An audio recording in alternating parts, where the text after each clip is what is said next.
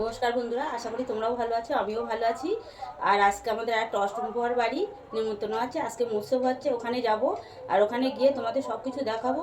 তাহলে চলো যাওয়া যাক।